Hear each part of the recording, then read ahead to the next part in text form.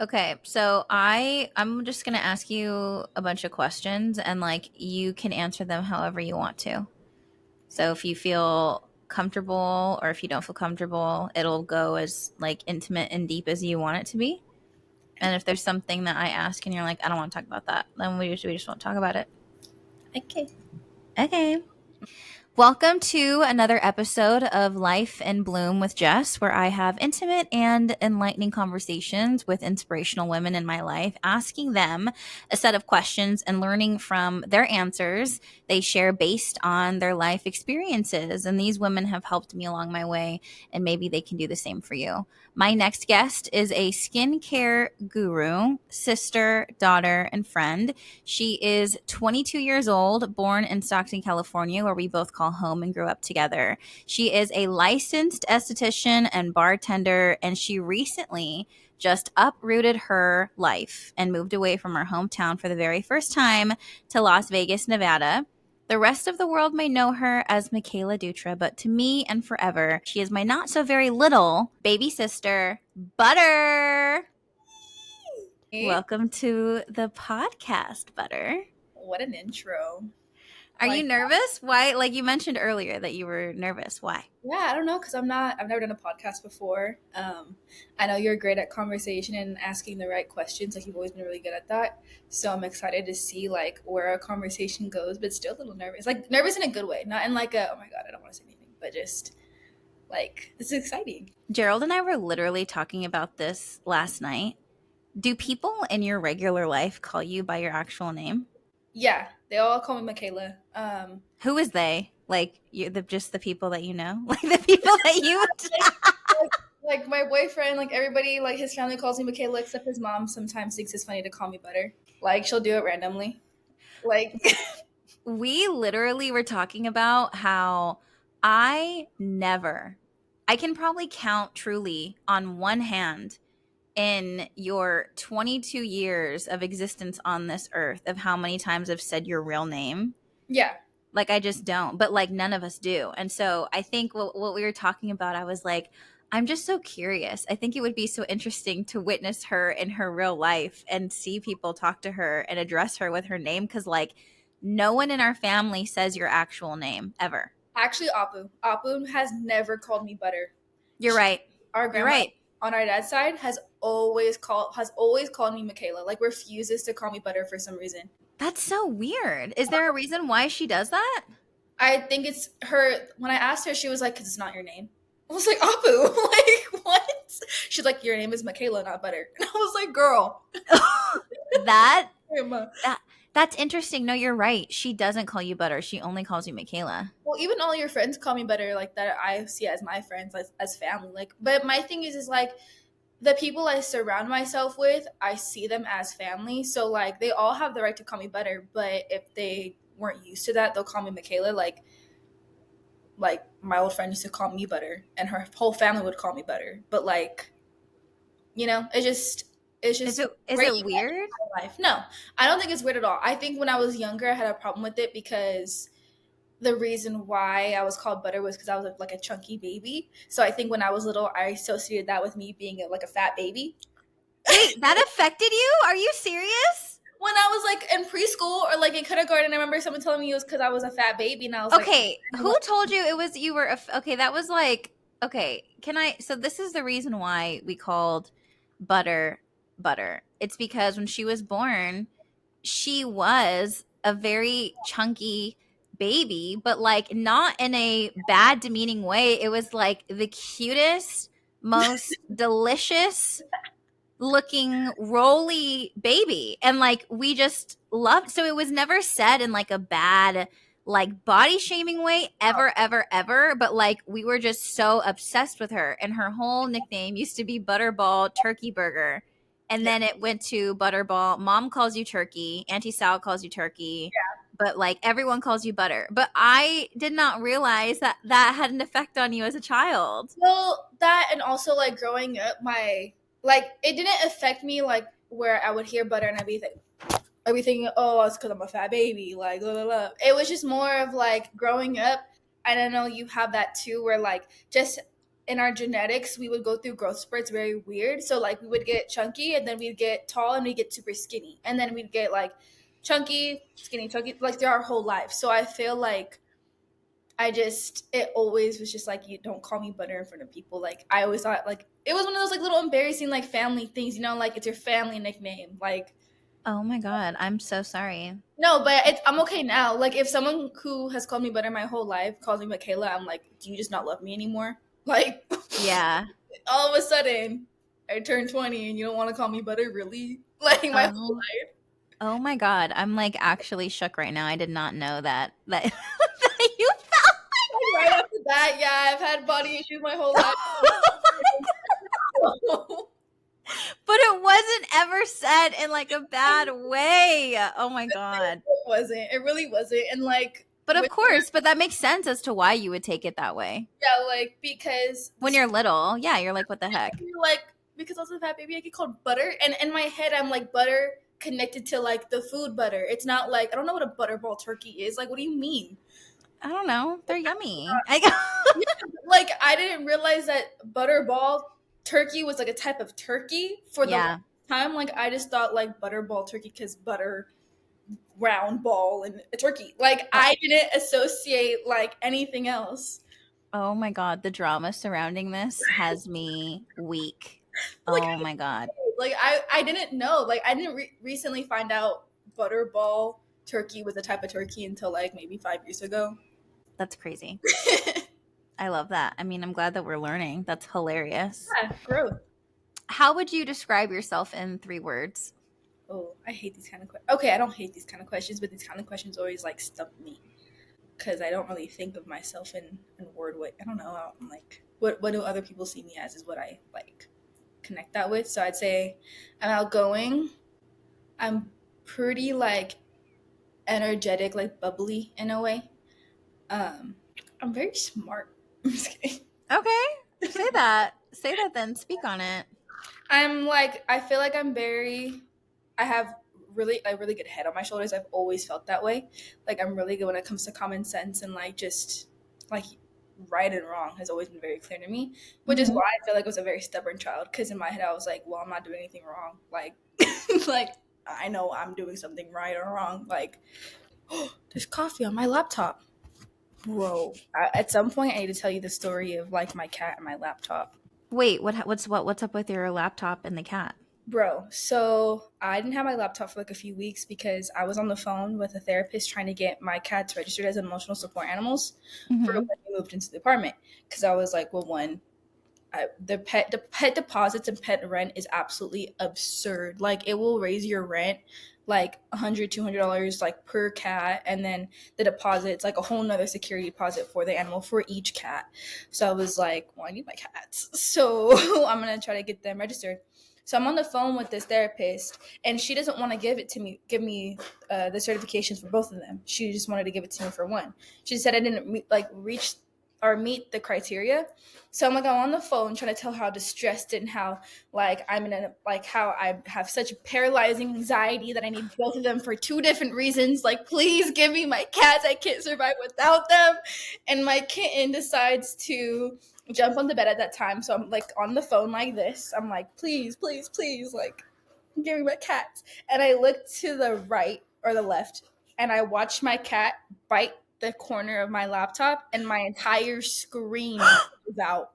So my brand new laptop I got 2 years ago, it's a MacBook, expensive. Just got it as a gift, and it like glitches out, and then like I'm trying to press on the corner. I'm trying to tell this lady why I need this cat that just caused me emotional distress. It was insane, and so I had to get it fixed, and it was a whole thing. Thank God I had Apple Care on it, which was like so lucky because I'd never put Apple Care on anything. The little one that knocked over my coffee earlier was the one who also destroyed my laptop and who can't stop peeing in the corner.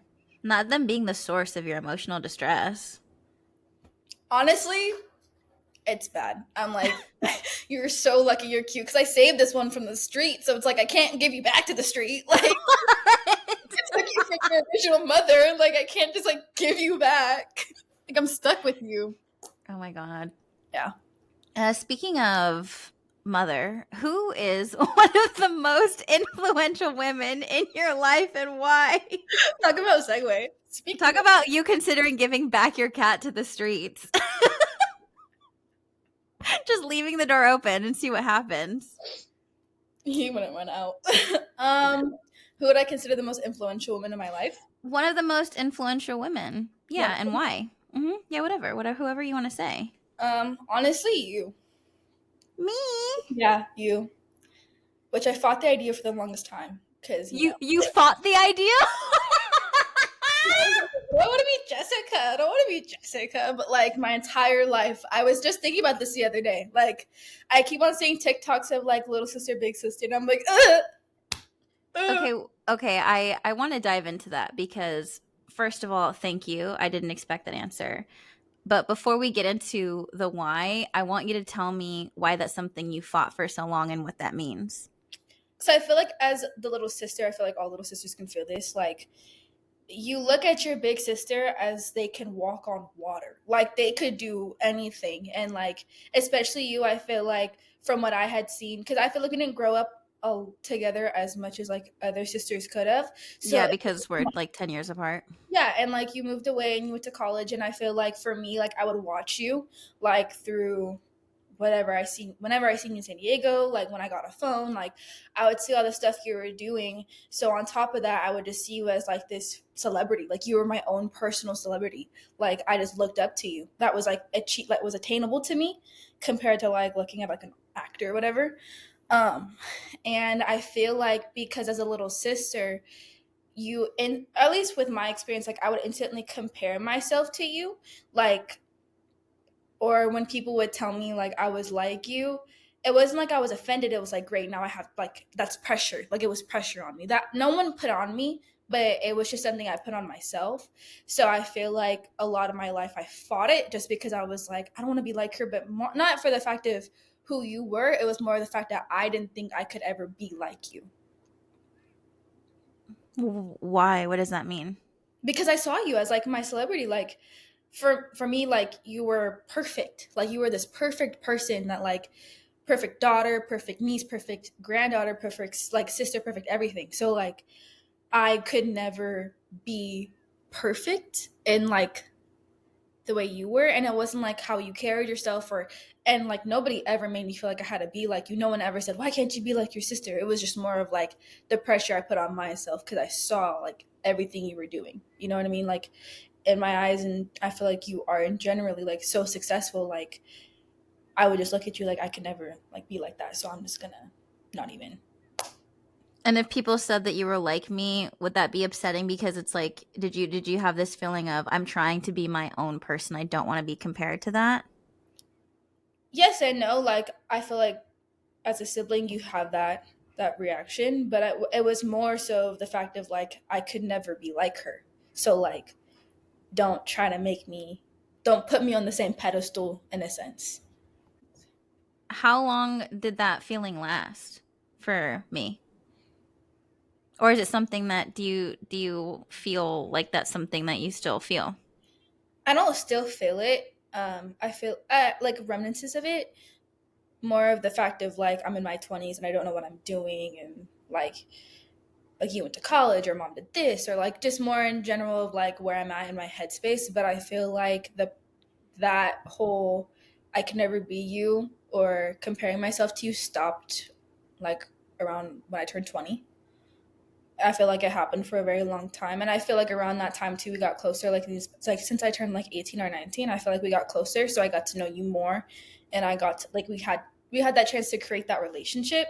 So Hmm. I feel like for the longest time, like no offense at all, like don't take this the wrong way, but I felt like you were like a distant cousin because you were Hmm. like so far away. So Hmm. it wasn't like a celebrity, literally, like how you look at like Kim Kardashian on Instagram, you're like, oh my god, like so unattainable. Like for the longest time, like you were like my celebrity, but you were a little bit closer to me. And I started like losing that type of view on you, I think, as I got older. Because as I got older, I started to like experience real life and, realize like, oh shit, like my sister was probably going the same shit I'm going through right now. Like just all the rose colored glasses come off when you start to become an adult and start working and start like just getting older. Mhm. Do you think, as far as I don't find the distant cousin thing offensive, because I'm sure the interaction is like on the phone being long distance, and then when I'm coming home for like holidays, you Yeah, or know? going to San Diego, like, oh cool, I get to see her, and then like gotta go home. Like it was a lot Mhm. of like having to like detach Mhm. in a way, which is why I think I had such a hard time with it for so long. Mhm. I didn't know you saw me that way. The celebrity thing is weird to me. Really? Is that like, is that just because of how social media is with your generation, or was it because of what I do and what it looked like my life was?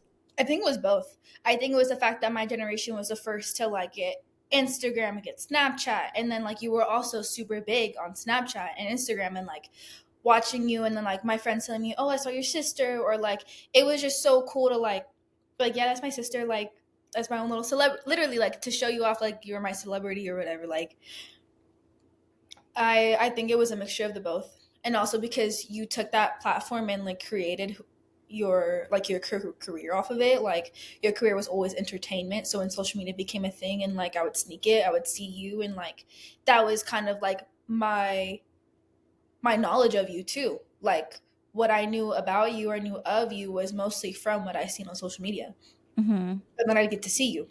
Like Mhm.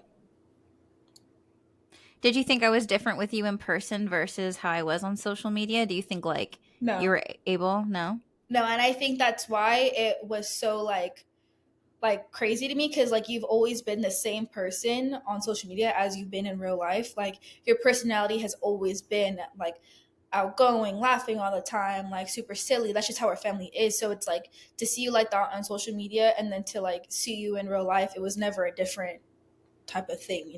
Mhm. Obviously you weren't like social media just all the time, but that was who you were. At a certain point, with you saying like that's something that you fought, was there resentment there, or like like did you like hate the idea of me, or did you like hate being compared to me? Did you hate being associated with that No, I never hated it. It was just more of like pressure, like I said. Like, that you put on yourself? yeah. Okay. It was never like I hated you, like how like no resentment ever when it came to like my own comparisons and my own like pressure I put on myself to you. I think Mhm. it's just something that I always felt, especially because of how our family talks about you. Like you're very very loved, just as all of us are very loved. But you were the first granddaughter, the first niece, the first daughter. I feel like for you, you were a milestone for almost like all of our uncles, our aunts, like, and just the way they talk about you. So I feel like it was just always like I would never be that. Not that I felt loved any differently or like less than, but just the love that everybody has showed you, and also just how present you've always been in the family. Like I feel like for me it was just I'm not our personalities are different in some ways, and one of those ways was me being a little bit more introverted than you. Mhm. So it was kind of like, damn, I wish I could like be more like active or more like just more active in the family or more whatever. But it was never like, and when anyone told me that, you Was know? you being, were you, when you say that you were and more introverted, which, because like when I ask you to describe yourself and you're saying bubbly and outgoing, I love to hear you say that, because I feel like growing up you definitely were way more introverted, and I feel like the older you get, the more comfortable I feel like I see you being that way, not just like with us, but just like, in life, which I love. But do you think that you are introverted by nature? Or do you think that you felt like that because you felt like you couldn't be more of yourself because of how you felt in relation to me? I think me being introverted most of my life just came from like the insecurities I felt in myself, Mm-hmm. and not like really knowing who I was. It was just like boxes, like people put you in boxes. And like my entire life, like I feel like naturally I was more quiet and more like reserved, and I still am. Like I still Yeah. am reserved when it comes to certain things. Like I'm still working on being more outgoing. and more bubbly. I feel like the careers I've put myself in have kind of like forced myself to come out of my bubble, which I can appreciate. Because Yeah, like, because you're really good with people. and that's something I've noticed like recently. Like growing up, it wasn't hard for me to make friends, like little acquaintances, but it was hard for me to make people that I trusted. Like a lot of my introvertedness came from trusting people and from my own personal insecurities and just me naturally like not ready for that. Like I just wasn't wanting. I didn't want to out. Like I don't know. I just didn't want to put myself out there, or just I would have rather just stayed in my bubble because that was what I was comfortable with. And I feel like these past few years, especially like since I turned like 19 or 20, it was kind of like I went through this whole thing where it's like I don't want to be in a bubble anymore. Like I want to explore and I want to put myself out there and see what life has to offer me because at the end of the day, like this is all I have. I'm only going to be this age for so long. I'm only going to have this life. So it's like, what am I willing to do to experience it for what I want? And if you would have asked me when I was 16, I was going to move out to Vegas, like, hell no, Vegas. But what's out there in Vegas for me? I'm staying here, like, not necessarily Stockton. Do Like, you remember when I kept asking you about Vegas and you were like, why would I go there? There's no water there. Or like, what did you say? What did you say to me that made me fucking I literally could not. I was dying. You said something that was literally the dumbest reason as to why you wouldn't move away cuz you were like saying every reason. Like what do you remember what you said? I think it was about the beach. Like, I honestly, like, growing up, I wanted to move out instantly when I turned 18. But it wasn't like I was gonna move out anywhere else but Stockton. Like I was just like I Yes. wanted to live on my own. Like I just didn't want to live with anybody. Right, But and you wanted to stay home, which there was nothing. There's nothing wrong with that. There's yeah, nothing wrong with like wanting to stay in your hometown and grow up there. I think I just remember I would like ask you questions about maybe you wanting it, and I just felt like the answers you were giving were like, I think I remember that because like there's no water. Like there's no like oh there's no what did you whoa, say? there's no body of water. Like there's Yeah, you're like, there's no body of water there, and I was like, well, okay, I guess, but no, which was fine. Like I think I was just trying to get what I wanted was I just wanted to understand and I wanted to feel like you were staying home because you wanted to, not because you were scared, you know? And I think that's why I would maybe press a little bit because I felt like more you weren't pushing to leave because you didn't know if you were capable of leaving, not that because you just wanted to stay because you wanted to stay, which I think are two very different things. yeah, they are. And I feel like I wanted to stay for the reasons of like I could, like I wanted to take advantage of the fact that my parents liked me enough that I could stay, or like I liked them enough, because not everybody has that opportunity to save money and stuff. And I feel like for me, the biggest fear with moving was like, how am I going to afford that? Like, I couldn't wrap my head around like paying for rent or paying for bills on top of the bills I already had, and I knew they weren't like crazy, but I was like I could never do that. You know what I mean? Like kind of with the capability of it. But I feel like when Vegas came to be a thing, it was more for me like there's so much opportunity for me out there. Like compared to living in California, like the place I would move to is San Diego, and San Diego's so expensive. Like I couldn't make it work, but it was more of a struggle than I was willing to, do at the time. Mhm. Whereas I feel like with Vegas, it is a whole other state, yes, which was kind of like I'm kind of starting to realize like yeah, I just moved to a whole different state. But the opportunity here for like the careers I'm in, bartending, esthetician or aesthetics, like there's so much here. Like I could definitely do it, and the cost of living's less expensive, so it was more attainable for me here. But I do think a reason why I stayed home for so long was because I was like scared to have those kind of adult responsibilities, And also the people around me telling me, "Oh yeah, like you should stay home as long as possible. Like you don't want to have to pay rent for so long if you don't have to, or just like the bills you're gonna get, like you don't understand that." And I'm like, okay, I'm like, I'll stay home. What was the switch? What is that what took place for you to finally feel like I'm ready to not only move out from mom and dad's, but I'm ready to move away from home completely? When my values changed, I started to value like my day to day life over like vacations and stuff, because I feel like a part of the reason why I wanted to stay home too was because I was able to like travel more. Like I wouldn't have been able to go to Jamaica like at that time if I had other bills, you know, like other responsibilities, or the times that we went to Hawaii or when I went to Vegas, like I wouldn't have been able to do that in the way I did it.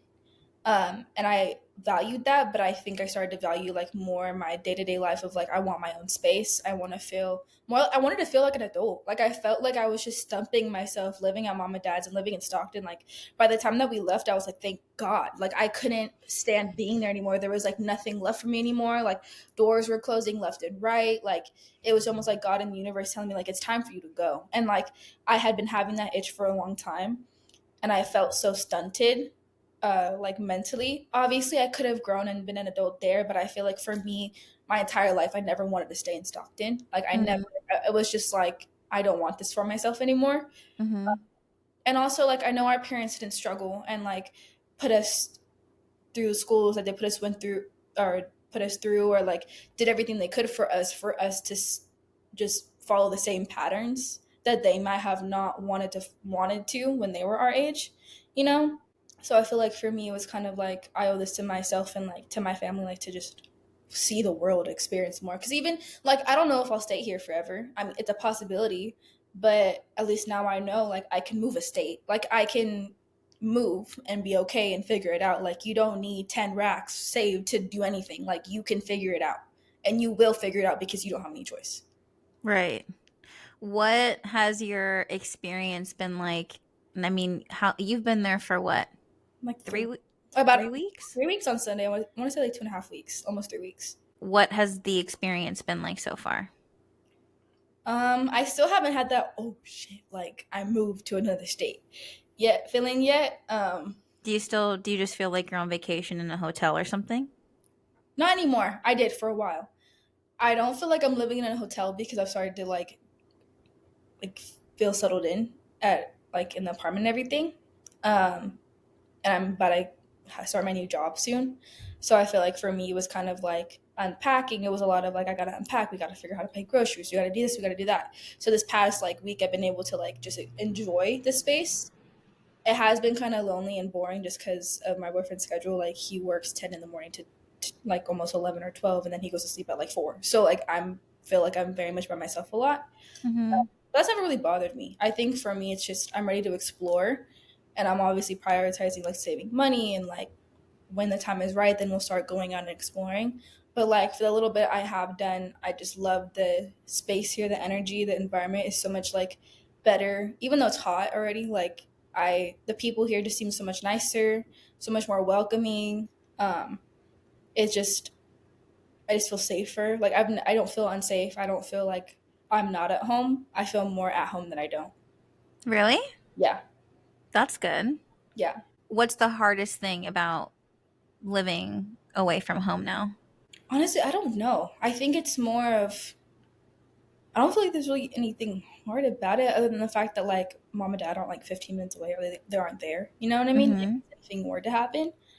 But I didn't have many friends in Stockton. Like I didn't the people I did hang out with were like either I lived with them or they were family. Like it just wasn't I wasn't hanging out with people every day or like every weekend. Like my life was really just working and my home life. Like I wasn't doing much. So I feel like that adjustment of being alone and wasn't that hard for me. I think it's just the familiarity, like not knowing where I'm going every like when I'm leaving the house, you know? Mm-hmm. Compared to Stockton, like I could be in the outs of Stockton, I could figure out how to get home without a map. What's your favorite thing about being there so far? Mm, it's different, it's new. That it's new and that it's clean and I don't feel unsafe anywhere I go, or I just love that there's just so much to explore and to do out here. Like Vegas is very much known for the strip, which is completely understandable. But like outside of Vegas, or outside of the strip, there's so much to do, so much to like eat, to like grown up playgrounds, or like just so much history here, like so much to explore. Like it's just it's a lot more than people like think of it for sure. What's something that you were afraid to do but happy that you did it? Would it be this move, or is there something else that you've kind of had to push yourself to do? This move and going to school, honestly, aesthetic school. I feel like that was something like the place I was in my life. Like I think back to it, I'm like, how did I even have the motivation to go? Because I was in a very unhealthy, toxic relationship. I was just full time working. Like I really didn't have any kind of motivation or like be in the even be in the headspace to sign myself up for it. Like I Mm-hmm. remember just going with my ex's little brothers, being, hey, like let me stop here real quick, like just to get information because you were right there. Like it was something that I look back, I'm like, I don't know how I even put myself in that position, but I'm so happy I did because being in school gave me the outlet to like to believe in myself more and like gain that confidence of like I can do things that I put my mind to. Um, and that And is complete it. and complete it alone. And like if I dedicate myself, I can do something. Because I was working. I remember there'd be days mom got me like a big lunchbox because I would leave the house at like 7 and I wouldn't get home until 11 or 12 that night. Like, and that was my life for like 4 days out of 7 of the week. Like I think about it, like I don't know how I did that, but I did it, and like it's what put me to even be here in the first place. You know.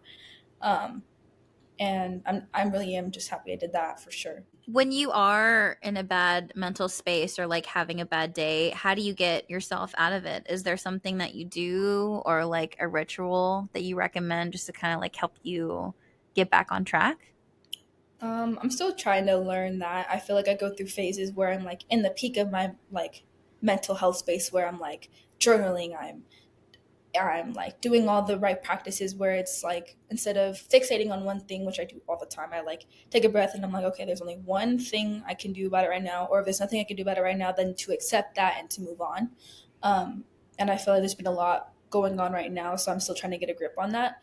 But I do know that for me personally, like I obsess over everything. So like my coffee spilled earlier. Instantly I could have like if I was in a bad headspace, I'd be like, great, my coffee spilled. Oh, great, now I gotta like clean this, and the cat peed in the corner, and then I threw up yesterday. Like I would just think of all like the things. So just focusing on the coffee spilling, I would think about all the other things that happened just like this not too long ago, or like that could happen.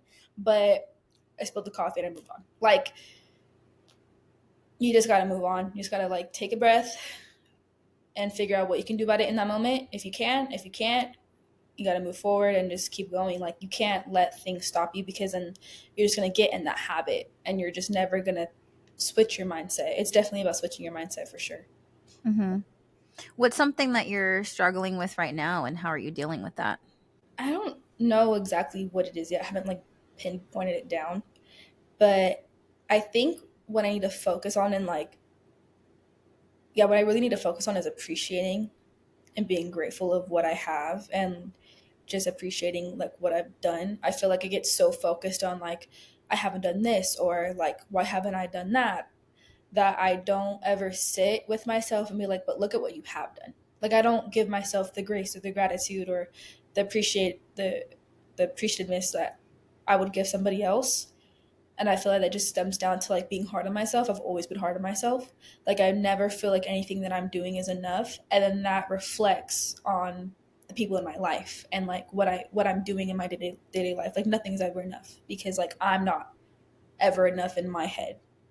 Where does that stem from, you think? I don't know. I I don't know. I just feel like I've always been like this. I don't want to say it's like mom and dad, but like I feel like when I was growing up, they were one of them was always working, and when they were home, they weren't present. Like they were on survival mode because that's just what they did. You know, like that's all they were capable of giving us. That's where they were in their life. Yeah. That's where they were, and like unfortunately, I feel like that reflected on us. Like I'm so grateful for who they are now. Um, Especially mom, like she's changed a lot, like for the better. But I feel like growing up, it was like nothing I ever did was enough in the sense of like To give me attention. yeah, like they Mhm. were just not emotionally present. Even if though they were there, I feel like they just weren't emotionally present because they were so stressed out. But as a Mhm. kid, like I just thought like, oh, I just want like, why can't you give me the time of day? Like, Mhm. what am I not doing? Like, what can I do? You know? Mhm. Um, and I feel like with dad being who he was at that time, a lot of like Like my why didn't you choose me? yeah, why wasn't I enough? Like, Mhm. again, you know, or why, like, or when he was like drunk when I was younger, I obviously had to like adapt and figure out like how to react when he was in those ways at such a young age, because it's like that's how you survive. Like that's how I like my survival mode kicked in. And I was like, okay, like I learned how to do this when he was drunk. I learned what not to do when he was drunk. I learned like the different levels. So it was kind of like, okay, I gotta like lock in. Like I gotta lock in and I gotta like figure out what to do at such a young age. So it was kind of like a lot of just, Navigating. yeah, navigating, definitely navigating like situations based off like where they were at and where I needed to be. So I feel like that definitely affected me, like being like, well, why am I like I gotta do this or else this is gonna happen, or Mhm. just the natural of being hard on yourself. Mhm. And I feel like the women in our life are just hard on themselves in general. Yeah. You think the women in our life are? At least mom. I feel like mom was very hard on herself. Like growing up, I feel like mom was very not insecure, but she wasn't confident in herself when it came to certain things.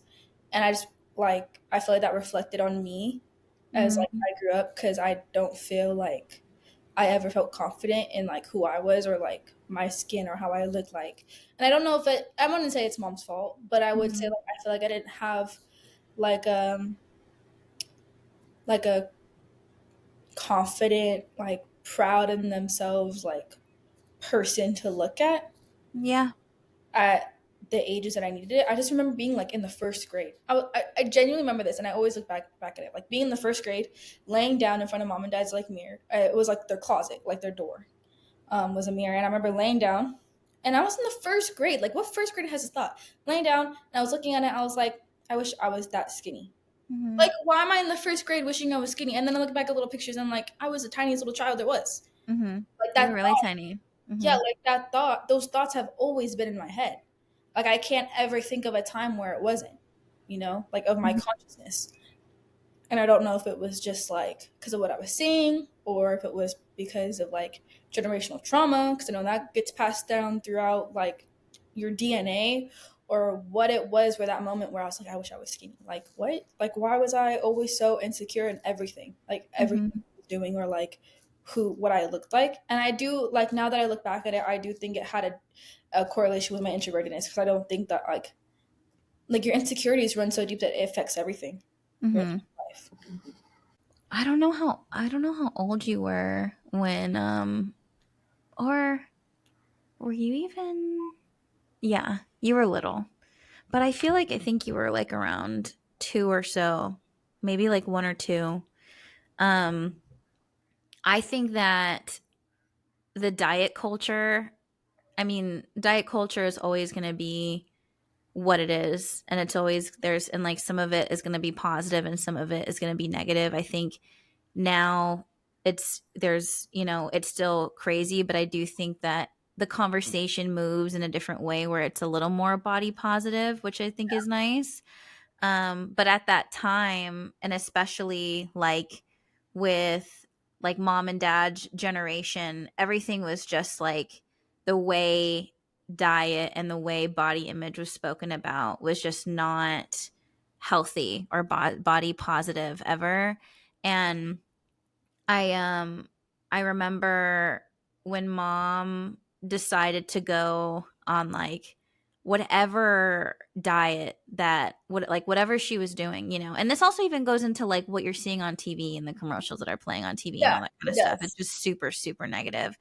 But the way that she, and again, like I think like things that you're sharing I relate to, and feelings that I have had, and I think a lot of the self work that I've done is, and I think just things that I think anyone has to realize about their parents is that they're just doing the best they can with what they have. They're Yeah, literally just doing the best that they can with the tools that they've been given and the cards that they've been dealt. And sometimes they're also figuring things out for the very first time because some cards they were never even given in the first place. And exactly. so I think a lot of things that have happened, I've just had to make those separations. And when it comes to like the body image and all that kind of stuff, I've always been super insecure with my weight just because it's always gone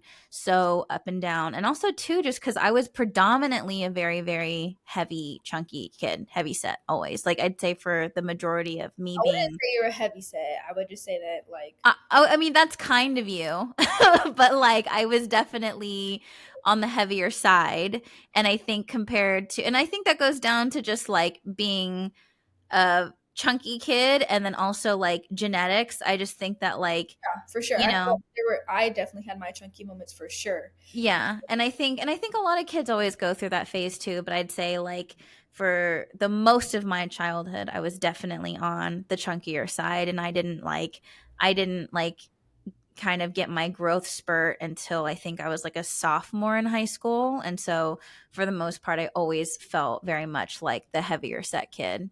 And I remember when mom and dad, I don't know if it was like them together or whatever, but they like decided to go on whatever diet this was. And like the way that they went about it was so it had a really big effect on me because it was very much like they cut everything out, like to the bare minimum of just like removing any sort of like sweets, sugar, candy, chips, anything, like any sort of food that way. Bread, I think the only time that I ever had bread was like a sandwich for school, but then other than that it was like everything was cut out. And it was very hardcore on like what we were eating and what we were not eating because we are fat and like we need to lose weight. Like you know what I mean?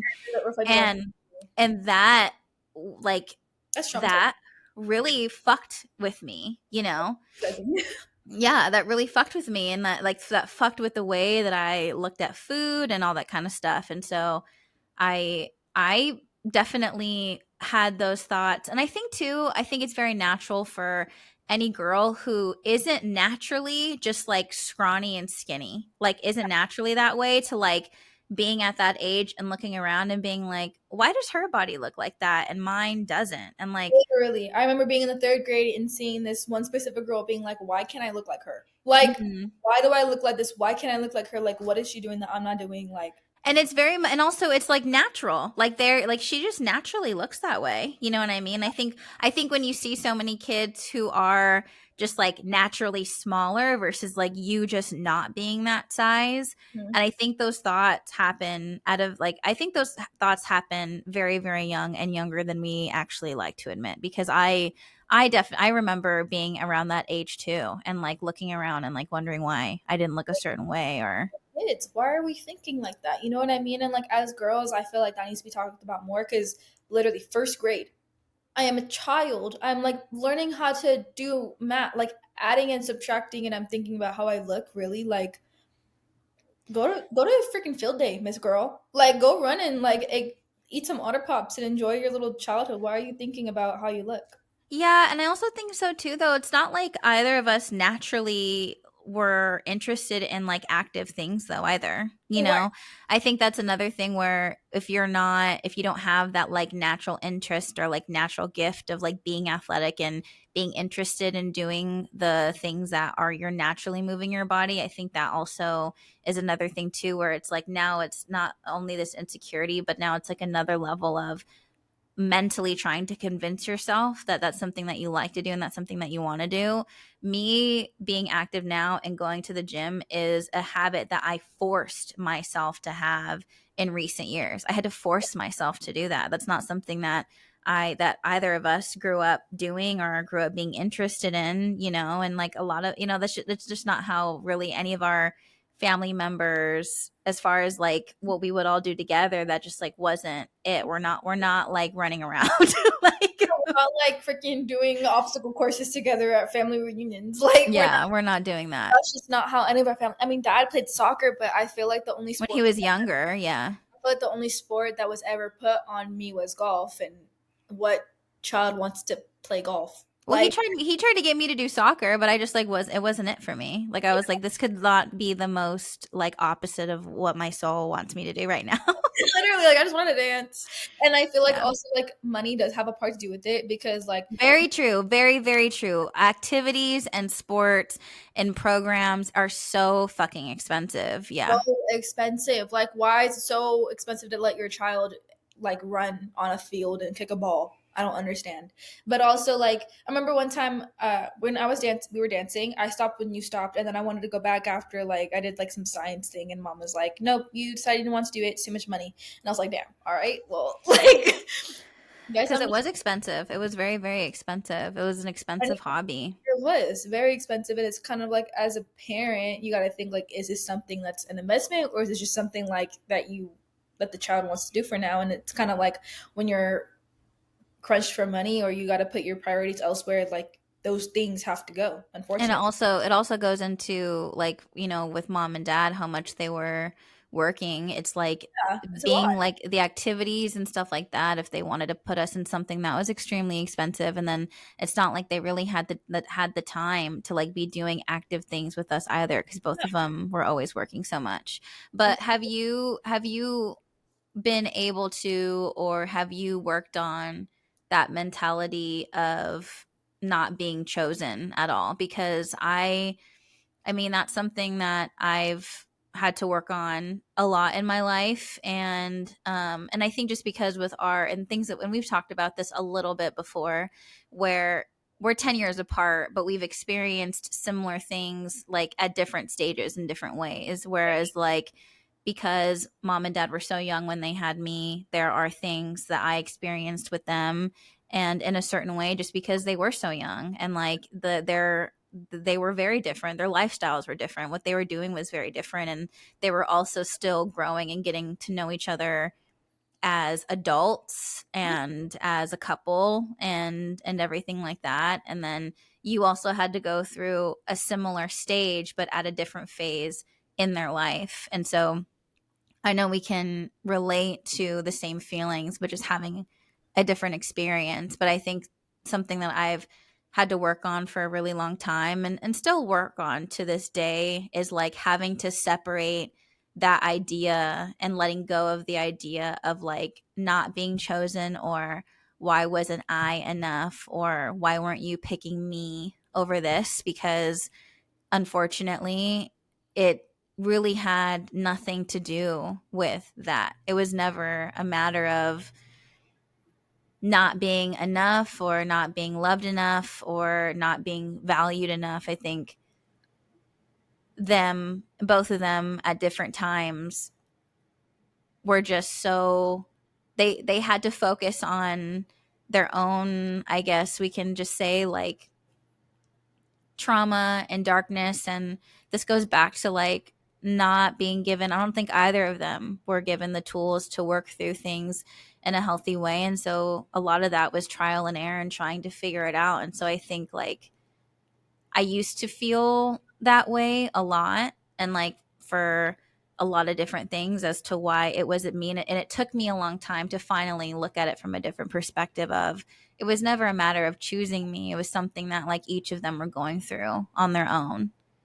I feel like I accepted that around the same time I turned 20. Like, I feel like I went through this whole like reset, right? So when that happened, I was in middle school, and obviously, like, I'm already like hormones are high. Like, I was young. I was already like, I was chunky at that time. So I was like, I was already insecure. I was young and going through those prime hormones you go through in middle school. I mean, just middle school alone is just brutal as hell. Yeah. It's Yeah. just the worst 2 years of your life. Yeah, you're uncomfortable, you're fat, you're awkward, you're ugly, nobody likes you, and you're like Feel fucking like some pills. uncomfortable. Like everyone's just going through it already. So I Yeah. feel like for And me, there's like only like four people in the grade that are somehow hot, and you're like, yeah, how? you're like, wait, and then like you look back and you're like, damn, you really peaked in middle school, like girl. Anyways, but like I just remember thinking at that time in my head, I'm so sorry, this is so off topic, but in that time in my head, I was like, at least I'm not gonna peak in middle school. Like I might not even peak in high school, but I'll peak in my 20s. I just remember thinking that like I'm gonna be. I just remember thinking I better be so hot in my 20s that it's just like payback. It's just karma, you Hmm. know. But I was just a little hater. I was such a little hater. Um, It's fine. no, but I feel like that whole experience for me, like I think after the whole traumatic event happened, where it's triggered those feelings more of like, why am I not enough? Why am I not chosen? Like, how could you do this to me? Like, I took it so personally. I was Of course, of like, course, of like course. okay, It's not natural. me.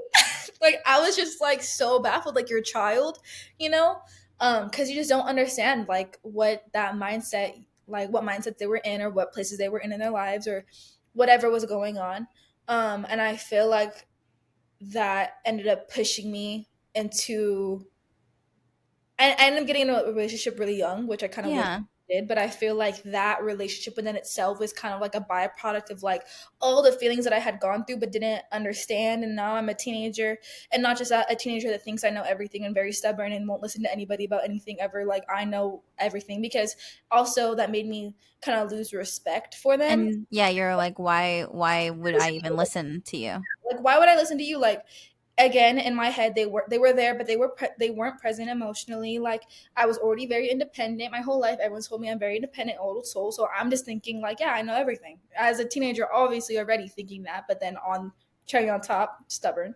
So like, I wasn't listening to anybody, and I just like dived full like head into this relationship, and obviously full emotions. My first love, I'm just like overwhelmed, and then like my insecurities, I was like, oh shit, like am I not gonna be enough? Like, and then that triggered everything.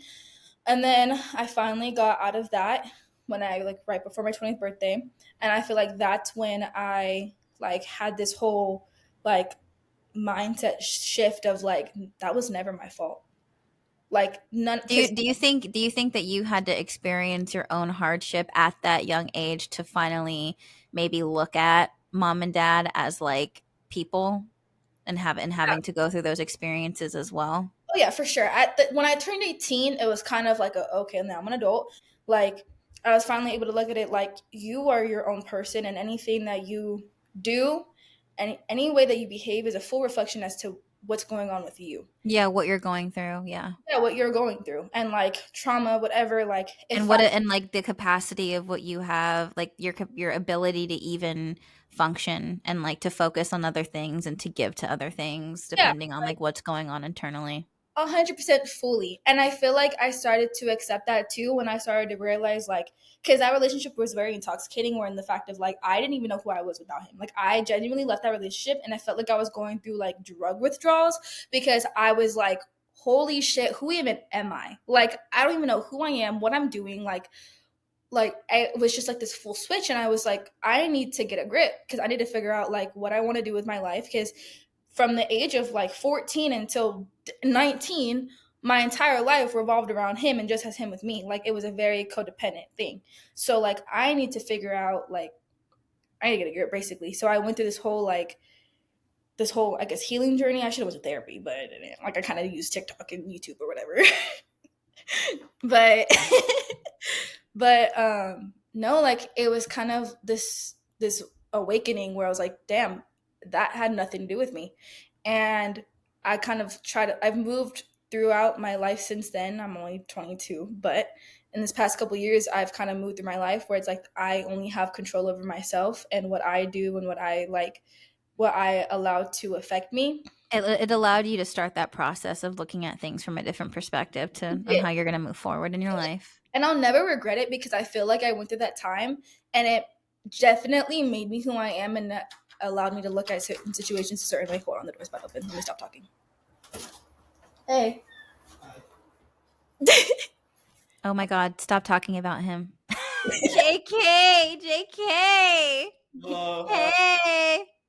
Anyways, yeah, It doesn't matter. I feel like it definitely pinpointed the start of the way I looked at life differently and situations differently. Mhm. Would you ever consider doing therapy for real? Yeah, I have. Actually, I was going to do it before we moved, but my medical insurance isn't covered out here, so I have to figure that out. But I definitely do want to go to therapy, because there's a lot of my childhood I don't remember. Like I've dissociated a lot of my life from like there's just a lot of points of my life I don't remember at all. Yeah. Yeah, me too. Yeah, so I feel like I want to go to therapy to like at least figure out where everything started, so then I can fix it or heal it. Mhm. You know, because I feel like there's a lot that even shows right now that I want to work on, but I think I need professional help. You're Yeah. staring at me. Is it No. Like, No, for real. No, you do. And I think that it's such a different resource and perspective that you can get. Like, I mean, and also too, real talk, like TikTok is super fucking helpful. And I think like there's that, like that's a real fucking thing. But I think making it a point to see a therapist and find one that you like, that was a huge game changer for me in my life, because I feel like there's a lot of things that we can do ourselves, and there's a lot of things that we can figure out on our own. And I think that's always been something for me. And same thing where I've always been super hard on myself as far as like, I can figure this out, I can do this, it's no, fine, you know. no, and I um like that survive. Like, I can just do it. Like, I don't need to pay somebody to help me. Like, I can figure it out. Well, But the survival mode is ingrained in you, right? Because that's something that you've had to learn from such a young age, and both of us have in different ways. And so I think it's hard to ask for help and to admit that you need help, or to admit that like sometimes for the longest time it, and even something I struggle with now is like admitting something is wrong, or admitting that like I might not have a full grasp on something, or getting frustrated when like I know all the right things to say to myself. I know all the steps to take, but like why am I not getting this specific result, or like why am I still feeling this way? yeah, And having that outside resource with therapy has been such a major game changer for me. And also like ultimately, which helped me get to a point of like being in a healthy relationship and to getting married, because I really never thought that I would ever be in a place to where I'd be able to be in a healthy, successful marriage, because I just didn't think that I would be capable of it. I didn't think that I would be able to not sabotage it in some way, or not allow certain like behaviors or just my own shit get in the way of like being with anybody. And I think working like professionally working through that, and also being okay and being aware of the triggers, and being okay with certain issues that are always going to be there, but having the tools to like recognize and also work through them. You know what I mean? So that definitely has helped me a lot. yeah, I definitely think I need to talk to someone professionally. But that also comes down to like my whole trust issues, like where it's so hard for me to even trust somebody. But I feel like if I know that it's someone who's professionally supposed to help me, then it'd be a little bit easier. But the Dude, whole talking to a stranger though, like that's another thing. Talking to someone that you don't know and having like a complete outside perspective that's not connected to you, or not connected to the situation at all whatsoever, because that's how I thought. I was like, and like there's been a couple like, and it takes trial and error. Like you might totally click with the first person that you meet, and like sometimes that happens and that's awesome. Or sometimes you might meet someone and it's just not it. I've also been in that experience as well. But Mhm. there is something about talking to someone, knowing that they do this for a profession, knowing that they just know of just different things about your brain, and like different things to like different ways to look at shit, Yeah, because they went to school for that and like that's their job. But talking to someone that doesn't know anyone or anything, and like truly cannot have any sort of bias, for some reason, like you take it more seriously. It's like it's hard to explain, and I don't know why it feels that way, you know? hmm, And sometimes it takes someone to be like, "Do you know that like that's actually not normal?" Or do you know that that's what I'm scared. that's, you That's know, what I'm scared of. Like, I don't like going to the doctor because I don't want to find out what's wrong with me because I don't want to be like, oh crap, now this is real. Like, I'm scared of like somebody telling me, same. yeah, that's not normal, and I'm like, okay. So all these little things in my head, like I sometimes I think I have ADHD or OCD. I'm like, okay, it's like self what's it called, self diagnosed. But like for someone to tell me, oh yeah, you actually do have ADHD, I don't know if that'd be like a relieving feeling or if it'd be like a, oh okay, so like Like relieving, I mean, if it's true, like relieving, yes, because now that you know, then there's things that you can do to help you with that. yeah, Or also relieving if you find out no, but it's normal if people struggle with having those types of like intrusive thoughts or whatever, or they can give you like recommendations of like, I mean, like just yesterday, like we had a session about some shit and she was telling me some things to do. And like it was literally the most simplest things ever. But like, it was just like not something that I would have thought of to do, or like it's just a different outside perspective, like not biased way for like she was just like, "Did you ever think of just like doing this? It's like really simple. It's something that you can complete and like it feels gratifying if you like blah blah blah." And I'm like, Yeah. "Damn, okay, Ashley, yeah, you're right. What the fuck?" Like that it wasn't that hard. Like when she says it, you're like, "Yeah, no shit. Like I should fucking do that." But it sometimes takes someone to in that kind of like environment or setting to say that, and I don't know why. I think it's because it's their job. Yeah. It comes down to like this is what they do as a profession. This is what they were trained for. Am I allowed to ask you questions about you guys living together? Yeah, you can ask me whatever. Okay. So, you are currently living with your boyfriend in Vegas. Yeah. How long have you guys been together? Combined like 2 years. Okay. A little over two. What is it like living with your partner for the first time in your own space? Like what has your experience been? Honestly, good. I feel like Mhm. for the most part, I'm looking at me crazy. Does he feel otherwise? Does David want to speak? Yeah, Does David have some shit to say? and I hate it here. He said that. He said he wants to go back to his brother's. He's like, I don't like it here. There's coffee all over the carpets. That was just jokes. I like it too, honestly. It's been an experience. Yeah, no, I feel the same way. It's definitely been an adjustment, but I think we did a good job adjusting. And we definitely included each other in like what we like, don't like even like decorating and all that. So everything's like 50-50. Overall, we've adjusted really good. Like, there's obviously gonna be an adjustment with any two people moving in together. I feel like we got a good type of like test of how it would go, like a good test run, because I moved in with him at his mom's house, and we kind of lived there together for like a month. And I feel like that's when we had like the real bump in the heads because I feel like for me, I was going through a lot mentally. Like, I'm leaving the house, and now like my first birthday without being there with mom and dad, or like Christmas, I'm not staying at the house. Like, I feel like I went through the big mental change of it when I was in Stockton. So I feel like that kind of helped me when I moved out here because now I have a feel of like what that is like. But I did have a really bad adjustment when I first moved out. Because it was all these realizations of like, oh my god, like I'm not gonna wake up there Christmas morning, or like I'm not waking up there for my birthday, and I'm used to like mom putting balloons or something, like it was a lot of just realization. It was harder for you to move out when you were still at home versus you being in Vegas. Yeah, for sure, for sure. I went through like a whole bunch of like mental like breakdowns. Why? Because there was like this attachment. Was it like separation anxiety from mom and dad? It was from the house itself. It was Mm-hmm. from that feeling of like home because I have lived in that house since I was like 2. I have Mm-hmm. not. I've lived in every room of that house. I've never known anything different. Like, I probably ran for the first time in that house. There were so many firsts that I had in that specific house that it was kind of like I don't have my room anymore, my space anymore. And also the Mm. fact of it being like his mom's house, it still didn't feel like it was our space. Whereas I feel like with this, it is our space. What's something that you learned about yourself living there with David? I'm still messy. I just remember everyone being like, "Oh my god, Betty, you're so messy. Like, you need to clean this, you need to clean that," and I'd be like, "Yeah, yeah, whatever." Like, I And just you're don't. like, no, I'm not really. And now you're just No, realizing you're actually super messy. like I'm actually kind of like gross. Yeah. Yeah. Like I'm not as gross as I used to be, no. But I feel like because I'm here and it's ours, like I could let the dishes sit for a couple days. Like Oh, hell no. like it doesn't have to be like but that But also is he not tripping about that either?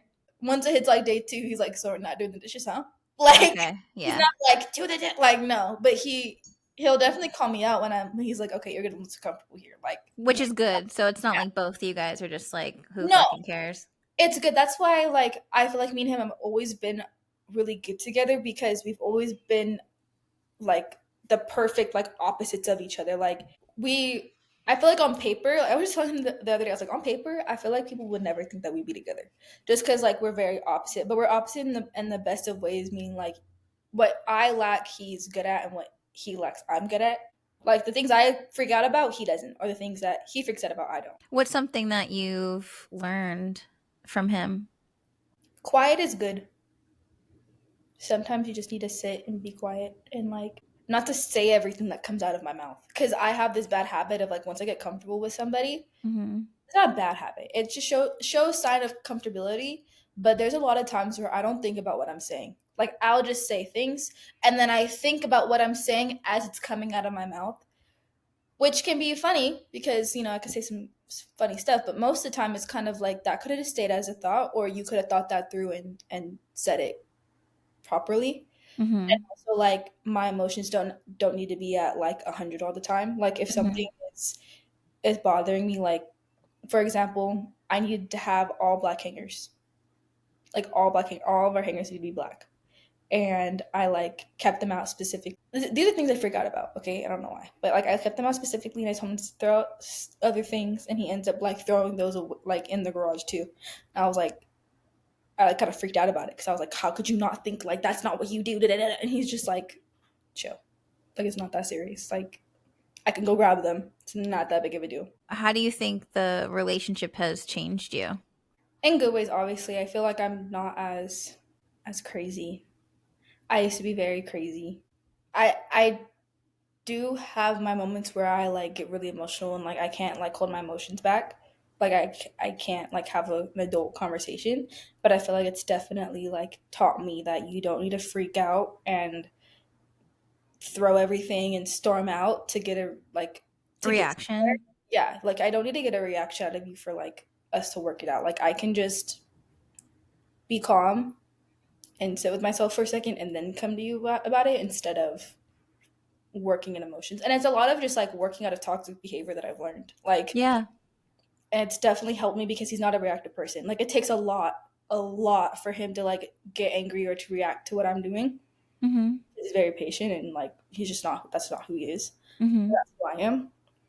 So it's kind of like taught me I need to take a second Mm-hmm. and work through things as an adult instead of freaking out. What advice would you give to someone that's moving in with their partner for the first time? Compromise. Be patient and be willing to compromise. So everything is going to be how you want it to be. Mm-hmm. You also have to understand, especially if this is like your first time moving out and like having your own space together. Like there's been things I've dreamt of like my entire life of having my apartment just as he has. Like there are things that like that are obviously going to be non-negotiables for the both of you. So you have to be willing to like to allow them to have that because it's also their first time too. What advice would you give to anyone that's thinking about moving away from home for the first time? It's gonna be hard. You're gonna get homesick. You're gonna miss your family for sure. But you have to always keep in mind like why you did it, like why you're here. Be proud of yourself that you did it.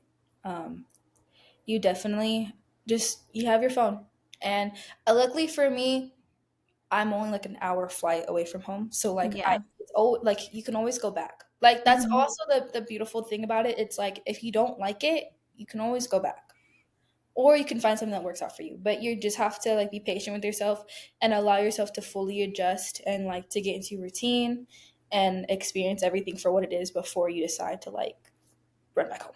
But Mm-hmm.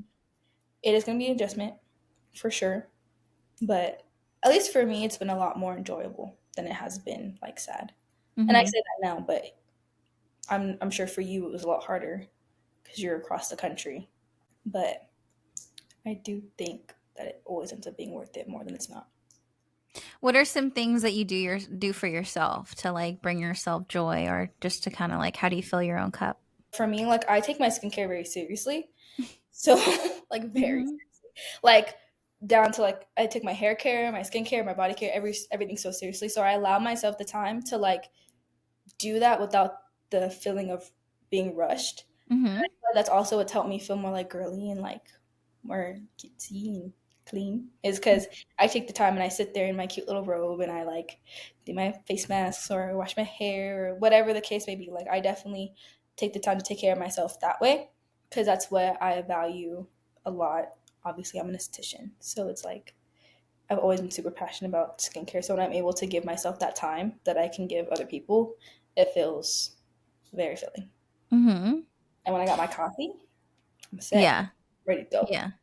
I think that is a major form of self-care. like really caring for your skin and caring for yourself like that, especially because that's the profession, that's your profession. What you said is, it's so, that's so true. It's like if you're gonna give the time to somebody else, like you should be giving yourself that much time and that much care as well. Yeah. Because if you don't, then you start to get resentful. You start to be like, why am I doing all this for other people, but I can't do it for myself? And that goes for everything in every life. Yeah. Like Yeah. I can give you a facial, but I can't take care of my own skin. Like, hello. Damn. Hello. Like, girl. I mean, no, but it's true. Like that's actually so true. What's something about yourself that you want to work on? My negativity. I feel like I've always been very like just automatically negative when it comes to anything. Like, and that also Do you just mean stems to like do you mean negative self-talk or just like negative outlook on anything? both. Like I talk very negatively to myself, and then that then projects onto everything around me. Like it, nothing ever has to be that serious. Nothing ever has to be that serious. You don't have to spiral when coffee spills, or you don't have to spiral on anything. Like it doesn't have to. You don't need to be so judgmental of yourself, because that then makes you more judgmental of other people. Like I just feel like I have a very like just automatically negative mindset, so having to work out of that has been really hard. And like I said, I go through my like ups and downs of it, and I feel like right now I'm definitely at like a lower point than a higher point. So it's just more of like getting back into the things that helps me get out of that, like journaling or working out or just A lower point in like the negativity? yeah. I am very grateful, and I like very appreciative of the fact that like I'm here in my own apartment, but I feel like because of the mindset I'm in, I'm like I can't fully appreciate it. I'm like, okay, yeah. Like, what do you mean, What do okay? you Like, think you're supposed to, at 22 years old, what do you think that you're supposed to be doing or have accomplished to this point that makes you feel like it's not enough? financial freedom, unfortunately. At And 22, you and think you're supposed to be financially free at 22? I Is know. that, do you think that's because of what you're exposed to online? Yes and no. I feel like for me, I've always like saw my life a certain way. Like there's a specific image I've always seen, how I carry myself, the kind of lifestyle I have, like everything, you know? And I've always thought about it ever since I was young. Like this sounds so like braggy of me, but I just remember thinking like of course I'm gonna graduate high school. Like I can't not, you know what I mean? Like of course I'm gonna do these things. Like of course I'm going to like be where I need to be, because that's where like I'm meant to be. But as I'm getting older, like I'm gonna be 23 this year, I'm like, why have do I not have it figured out? And I know that a lot of people my age like think that way or don't think that way. And I know I'm so young. I know I'm so young, so I don't have to be so hard on myself as to where I'm at, obviously financially too. But in my head, it's just like I want so many things for myself, and I want this specific life for myself, that it's like, why am I not there yet? Like, hurry up, like get there, because like I don't want to sit here and like I want like just little like literally little things. Like I want a rug for my like for my living room. I hate that it's $600 and I can't afford that. I should be able to afford that. Like get on it. You know what I mean? Yeah, I think there's a way to shift the negative talk to motivation. I don't think there's anything wrong with being motivated and determined to reach a goal and create the life for yourself that you want, because you know that you're capable of. But I think where it gets dangerous and dark when you maybe don't allow yourself the time to get there. And I feel like, earlier when you were talking about how I looked to you online as far as like this perfect person and having it together and what I was doing and all of these things, like that's so far from the truth of where I was and what I was doing when I was your age. Like I was living in living rooms. Like I was like sharing spaces with, I was sharing a studio with like five other people in like one tiny ass small studio, and like it was like I could not afford to feed myself. So I was living off of the food voucher gift cards we were supposed to be giving out at events. And like that's how I was eating. Like and I love that you want a $600 rug, but I think that like you have to be okay with it, with you not having that yet. And like that's not something that you need. Like, and I think, you know what I mean? And I think that's something that you're going to work towards. Like my apartment that I lived in at your age, when I was living with like five at a different instance, when I was living with five people, and this time it was a 2-bedroom apartment versus a studio, like that place was a trap house. Like it was insane because all of us were struggling. All of us were like had no money and we were trying to figure it out. And I feel like it's like I don't want to deter you from being motivated and hustling for what you want, because like that's who you are naturally. Like you're such a hard worker and I know that you're going to get that.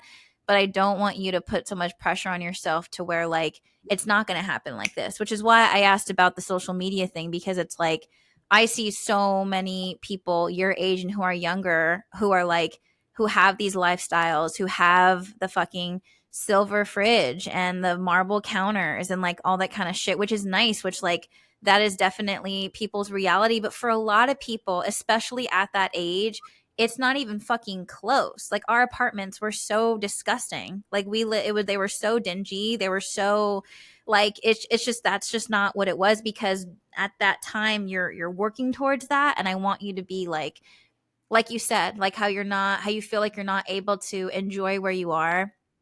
Like right now at this point in my life where I am now, those times when I was like struggling through, and like I'm going to take out as far as like emotionally being in a bad place and the shit that I got myself into and all that kind of stuff, but like struggling and not having money and like, you know, where I was working and all those kinds of things, as even though it was like the hardest time in my life, it was the most fun.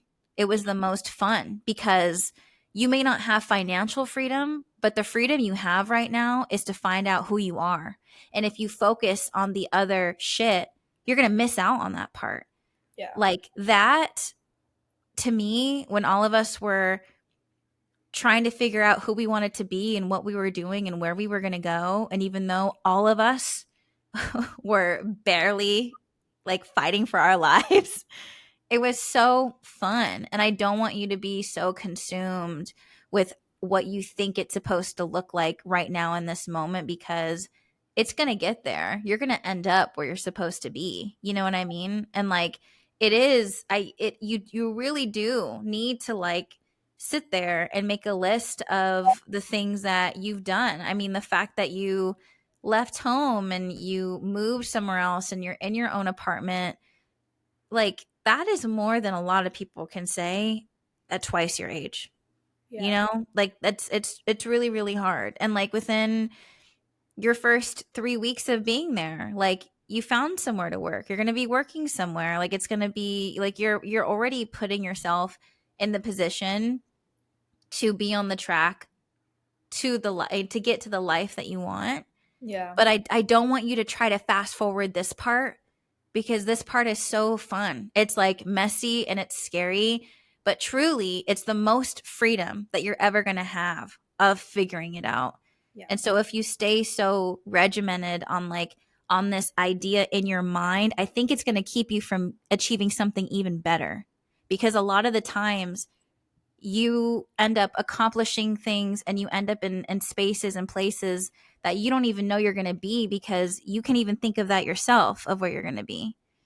And like I'm speaking that of my own experience of things that I've done or ended up or in rooms that I had no business being, and I didn't even think of that in my head. But if I just focused on this one certain thing and it had to be that way, you may turn away from certain opportunities or turn away from certain things because you're so dead set on this one way. I think the idea of like being financially free and like, you know, I think that's something you can strive for. But like, I feel like if you stay so stuck or like married to this specific idea, you're going to take away the other freedom of yourself to really exploring like what you're capable of. Because a lot of the times we can't even dream of that ourselves. Do you know what I mean? Yeah, I understand. And that's why I feel like I need to not be so hard on myself because, like, as you said, it's 3 weeks and I already got a job. I feel like I should have already. Like, you know what I mean? Like, I think about it like, yeah, I did. Like, that's what I'm supposed to do. Like, I don't give myself the, like, the grace or, like, the but be excited.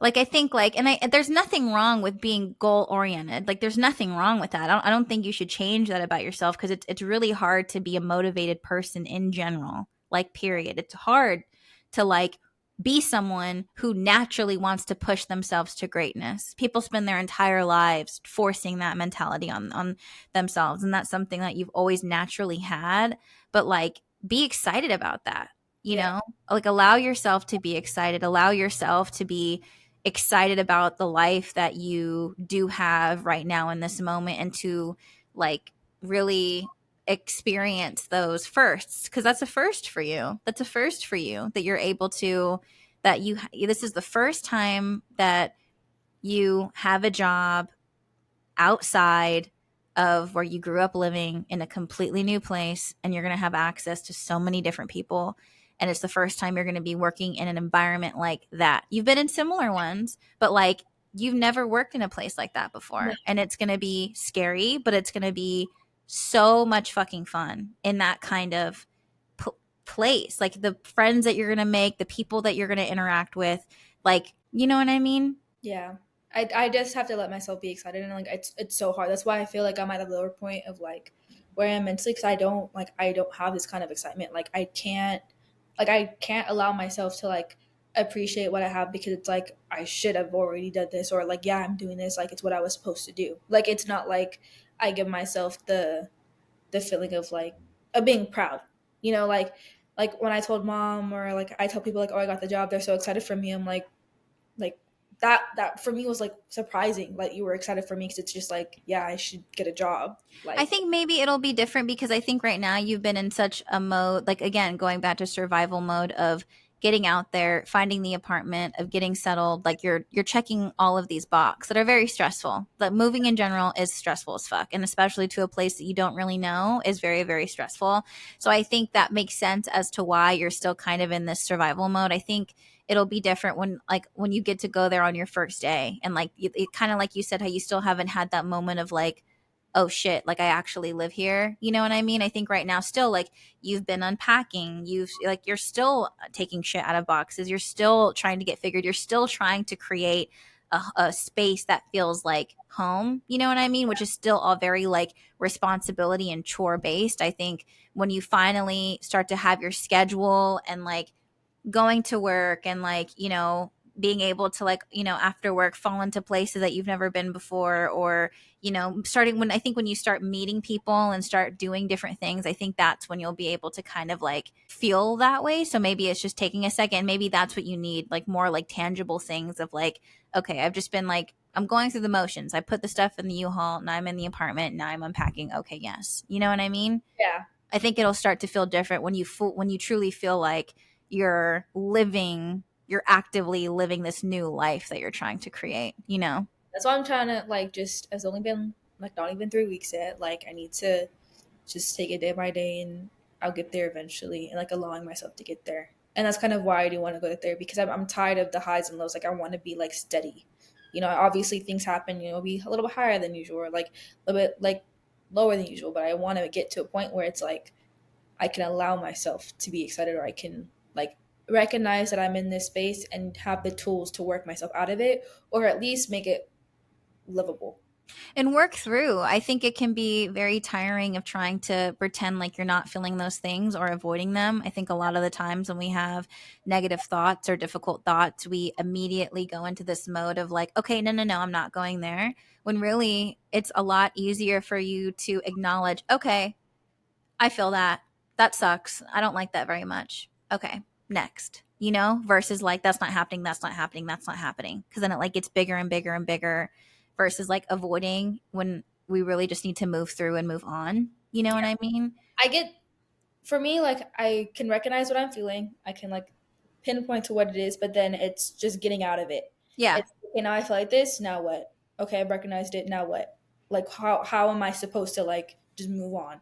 Or like, You have to force yourself. Sometimes it is kind of like even when you don't feel like it, let me do something that I feel like I know that I'm starting and completing. You know what I mean? Where it's like a big thing for you, skincare, your hair, like taking like your hair care, doing your makeup, like, whatever that may be, you know Yeah. what I mean? And a lot of that is just kind of like, I don't feel like this right now, but I'm going to go through the motions anyway, just so I don't stay in this place. Yeah, definitely. It's just getting myself to understand that like that doing my makeup or skincare or exercising, whatever the case may be, will make me feel better. Yeah. But it's really weird because sometimes I get in this space where if I'm really deep in it, like I can't, like if I'm really sad, like if I'm really like just spiraling and I can't get myself to stop, I can't imagine what it felt like to be happy. Like I look at other points and I'm like, I was happy there, but like, what did that feel like? Or like when I'm happy, like if I'm like at a peak of happiness, I'm like, I know I was depressed here. I can't even like understand what that depression felt like. You know what I mean? Until I'm back there. Hmm. And I've been working on that and it's been getting better, but like there was points in my life where I was like, how was I ever happy? Like I know I was happy, but like what did that, like what was that like, you know? But Hmm. not at that point anymore.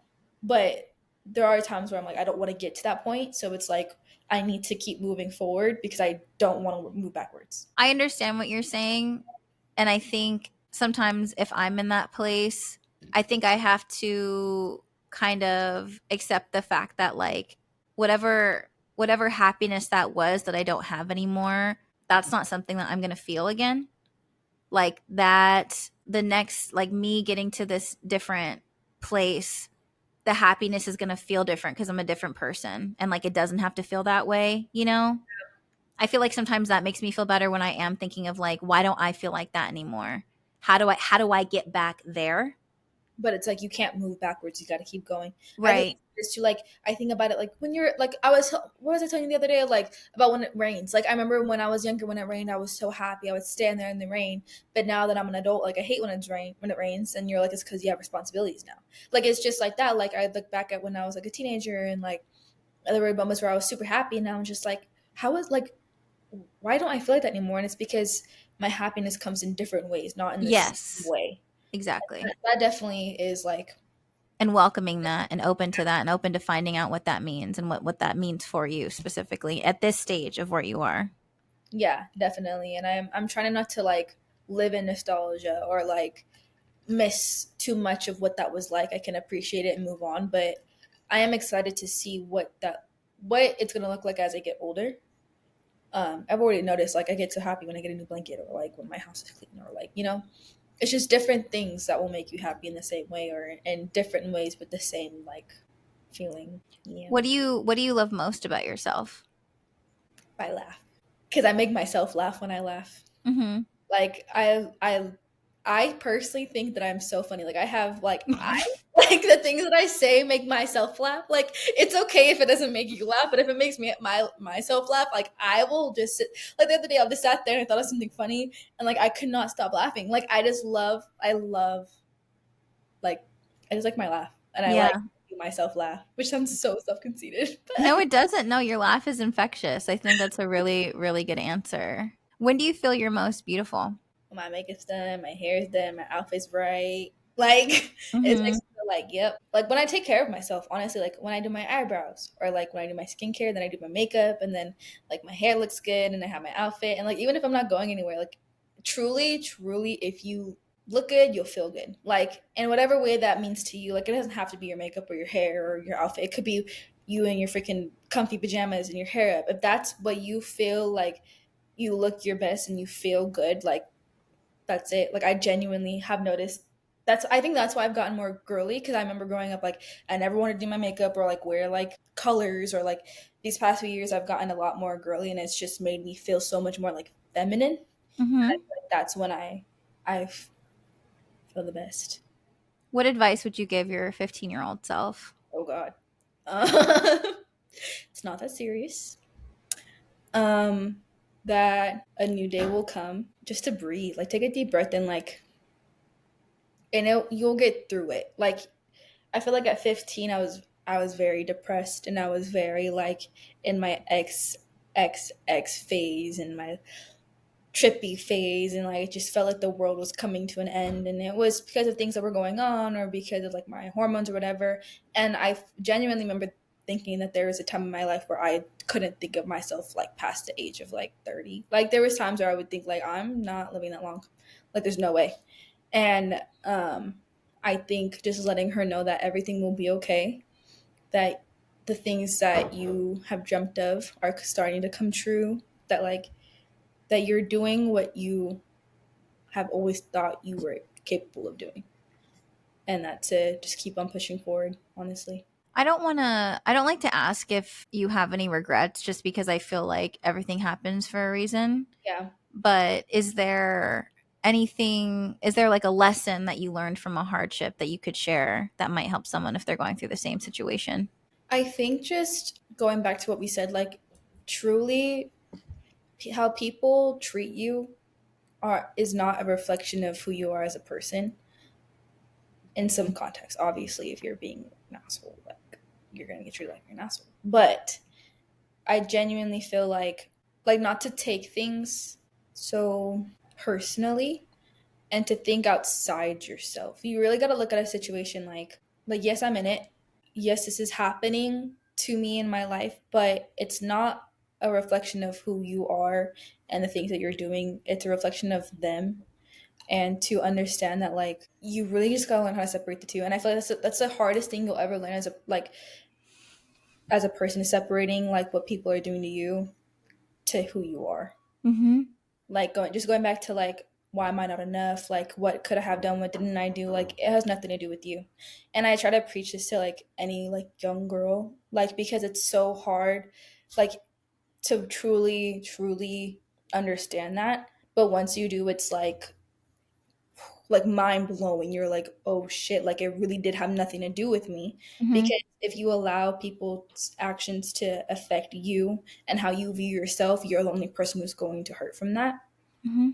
Um, and just really sitting with that thought, and also being confident in the fact that like you said, everything happens for a reason. You know, like for me when I was back living in Stockton and I was saving up money to move. I got fired from my job, from one of my jobs, my other job, like my hours got cut and like it was so stressful. And those were one of those moments where it's like, why is this happening to me? Why is this happening to me? Like I need to like figure it out. I need to get a job. But then I had to sit there and be like, it's just those doors are closing. Like that's just not meant for me anymore. Like I need to move forward and go towards what is meant for me instead of trying to keep on going backwards. And Mm-hmm. like it has nothing to do with me. Like it had to do with the situation I was in. I don't know. I feel like I'm just ranting. I don't know. No, I get what you mean. It was almost just kind of it's like pushing you out because like in any you really could have found different ways to prolong the move itself. It's harder to make the decision and to make the leap when you're comfortable. So Yeah. it was almost like these things pushing you out, like literally out of where you were. And instead, and there were moments where I was like, "Why is this happening to me? Like, why is this happening to me? Like, they didn't have to do this." Da, da, da, da. But then I was just like, "It's happening for a reason," and like, Yeah. it has nothing to do with me personally. Like, it could have, but honestly, I feel like it didn't. But at the same time, it's like you just got to keep on moving forward. You can't just sit in the thought and wallow in the thought of like, "Why wasn't I enough?" or "Why didn't I do this?" or "What could I have done?" Like, you just got to keep on pushing. Yeah. What's something about your life that your younger self would be really proud of? Honestly, everything that I'm doing, which is like a great question to ask me right now because that's like just like the 15-year-old question. Like when I was younger, like I genuinely like I wanted to be an esthetician. That's all I wanted to do. I wanted to move out. I wanted to do it on my own. I didn't want any help. And and a way I did that, like I went to school. I finished it. I got my license. I worked in the field like immediately. Obviously, I had to take a break because of life happens sometimes. Mhm. And then I didn't do this by myself. I did it with my boyfriend, and we had like some help. But in a sense, like we really did it on our own. Like we did the move on our own. Like everything that I wanted to do, I've done. Isn't that cool? That's crazy. That is That crazy. a lot of people can't say that at 22. I might cry. That's crazy. I did not even like. I never would have thought. Like I didn't think about that at all. What are you looking forward to? Just living in a new state, like meeting new people. I feel like it was so hard for me to make friends in my hometown. I feel like Mhm. it just wasn't. I never really like connected with a lot of people like that. So I'm excited to see like new friendships I make, the new life I create out here, like where it's gonna lead me. Because I'm always like, yes, I've always wanted to be an esthetician and I love bartending, but like I got into bartending because I was open to other things. You know what I mean? Like I'm always open to other like career paths or staying in the same career path but going in different directions. So I'm excited like to see what this city has to offer. Mm-hmm. What's one of your favorite memories that we shared together? Recently, Jamaica was great. Jamaica was a great experience for the both of us because I feel like we had never spent like that much time together, just us two, since like we were young. And Yeah, even it's true. like I can't like remember those types of things. Mm-hmm. I feel like Jamaica was great, but also I think there is a memory of I always remember wanting to sleep with you in your room, and you'd always let me. Like you never like. I don't have any vivid. I remember one memory of you like locking me out of your room, but you never made me feel like I was a bother or like I was an inconvenience. Like how most older sisters or how older siblings do. Like you always like included me in everything, even being so young. Except for the one time where I wrote "I hate you" into the under door. That was really upset. And Yeah. yeah, you locked me out of your room, and I was really upset. So, how did the transition of fighting the idea of having that connection to me to then saying that I'm one of the most influential people to you? Because I fought it so hard because you were all I wanted to be. If that makes sense. Like I wanted to be just like you and I felt like I could never be just like you, so I just wanted to fight it. You know what I mean? Mm-hmm. But just how you've always carried yourself, like you've always been unapologetically yourself.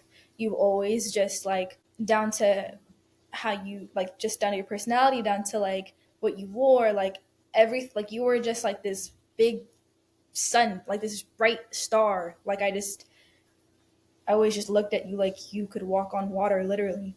And I feel like just watching you, like, be on the radio and do like just do all the things you dreamed of. Can you hear that? Mm-hmm.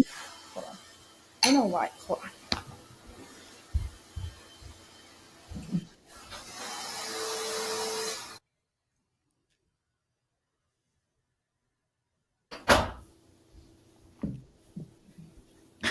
Okay, so that is an example of you did not need to do that. You did not need to say that that way.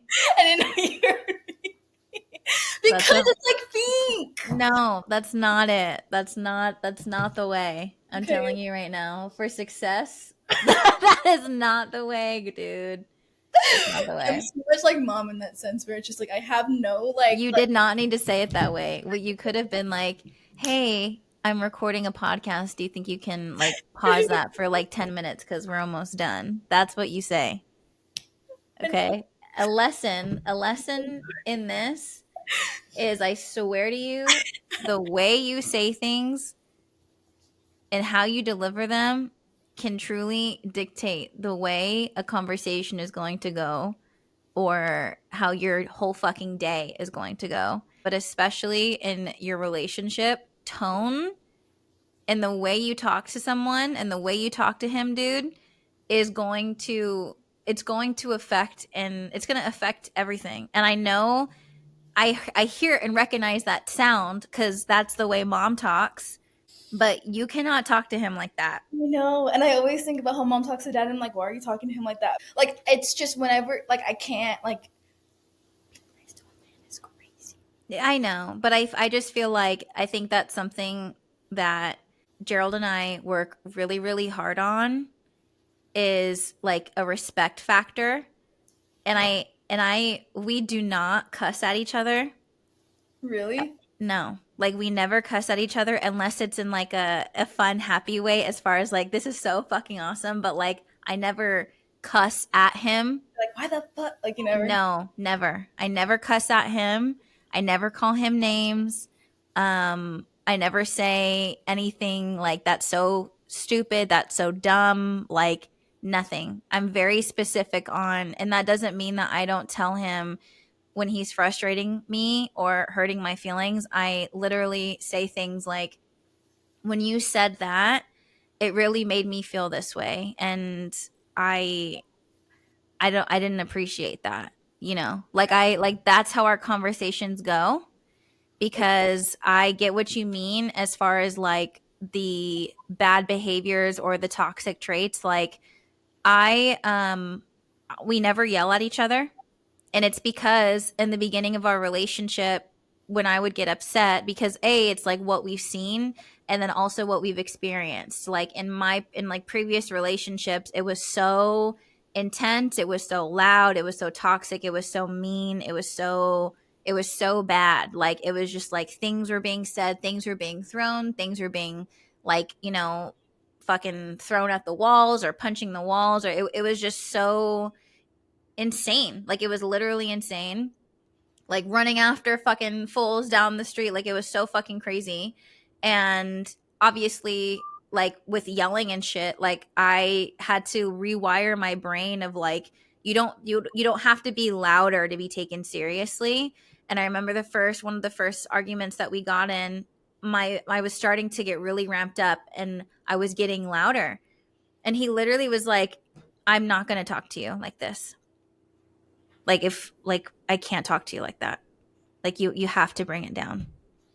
And like since then, I can cry and talk at the same time. Like I will be like when you said earlier, like sometimes I get really emotional. I don't think that's a bad thing. And I think sometimes people take crying as like you're unable to express yourself. I can be fucking sobbing and fully articulate exactly how I'm feeling. I don't think there's anything wrong with being like that, but it's just a matter of like I can still be crying but not screaming at you. Like I can be crying and like fully be like, this is how you're making me feel, and like I don't appreciate that. Like, you know what I mean? And that has done wonders for us. It's done wonders for him just because he's more of a reserved person, and it's like harder to get him to it was really hard to get him to like articulate how he was feeling or really share on like what's on his mind. And also too, like he's super intentional, like you said earlier. Like both of like I don't think anyone in our family thinks about what they say before they say it. None of us do. We don't.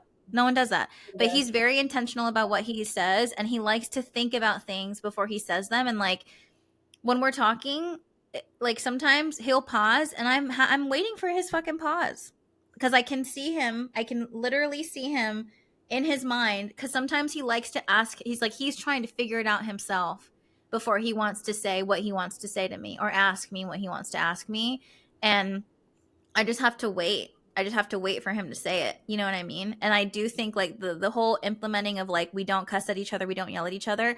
I do that because of mom and dad. Because I have vivid, terrifying fucking memories of them fighting. And like I don't ever want to be in that situation. And like also too, like there's just no reason. I really don't think there's any reason, if you really think about it, to ever have to talk to your partner like that. Like, and this obviously this comes with like years of working on things and all this kind of stuff. I just really feel it's like this is the person that's supposed to care for you and like be there for you, and like, you know what I mean? Like I don't ever want to be like, you're so fucking dumb. Like I don't want to say that to him because I don't ever want someone to say that to me. Like that fucking hurts if someone says that to you. You know what I mean? Like I think, and there's a way to get that point across. Like there's a way to have that conversation like later on. And honestly, you have to think about too. Like I don't know what he's doing. Maybe he's vacuuming or something. Mm-hmm. Like Totally something. maybe he doesn't know that like it's that loud. Maybe he thinks with the door shut that you can't be heard, right? Yeah. So that's something you can after the fact of just kind of be like, babe, like why were you like when we were recording the podcast you were vacuuming, like or actually no, because even that, which like why would you vacuum while I'm recording? Like that, like just that saying it is still kind of like shitty. Like you could just be like, hey, like we're recording real quick, can you like pause? And then after the fact, I'm not sure if it was the vacuum is actually super loud when we shut the door. So let's just like be aware of like if you're on a phone call or if I am on a phone call, like that's just something we should know. You know what I'm saying? Yeah. Yeah, that's the way, that's how that conversation needs to go. Because what just happened right now can fuck up the rest of the day. See, and it's like I think that he's just so used to me being like that. That to him he was like that. Like to him, that's just me communicating. Like, and that's kind of that's messed up in its own way. Cause like he shouldn't be comfortable with me talking to him like that, just as the other way around. Like I would be Because if he said something like that to you in that situation, how would you feel? like, what do you mean? Like I didn't know. Like I get so defensive, and it's just Yeah, like, you'd be like, I didn't know it was that loud. Exactly, because you know what I'm saying. yeah, because if I you're approaching it, yeah. See, and that's why I want to go to therapy, or why I should like start journaling things or doing something to help, because I would have never caught that. I would have been like, I'm still like, why? Like, And that doesn't take away, like, there are some things that, like, Gerald does that, like, literally don't make any fucking sense to me at all whatsoever. Like, yeah, at all. But, like, oh well. Like, there are some things that I do that don't make fucking sense to him. But, like, it's just the way you say it.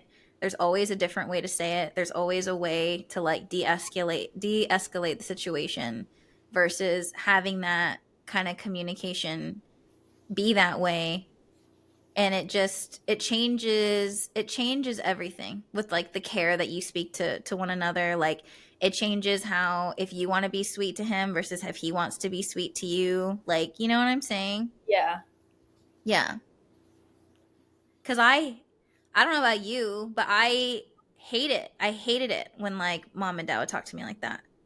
No, yeah, it would piss me off, And and especially, like, I'm so sensitive to where I was like, there are so many other ways that you could say that to me. Like, they're like, you did not have to come at me at 10 like that. Like, for real. Like, you don't. I would take it as like, okay, well, I'm just gonna talk to you the same way. I think that's where it got taken differently, where you were like, you don't have to talk to me like that. Like you can talk to me differently, and I'm just like, all right, then I'm gonna treat you the same way then. Like Mm-hmm. it just triggered that response. So I feel like for me, like it just goes down. I don't know. Like But you recognize it doesn't feel good, right? no, yeah, I understand that it doesn't feel good. It's like not Yeah. right to talk to somebody like that, and then there are other ways to talk to somebody. Bro, why do you look like that? Wait, what's wrong? He shaved him. Who did? David shaved him. He's so ugly now. Okay, not ugly, Wait, but like is that what he was doing in there? Was he shaving the cats? yes. Why did? Why does he look like that? Oh, I feel so Are bad. they shedding?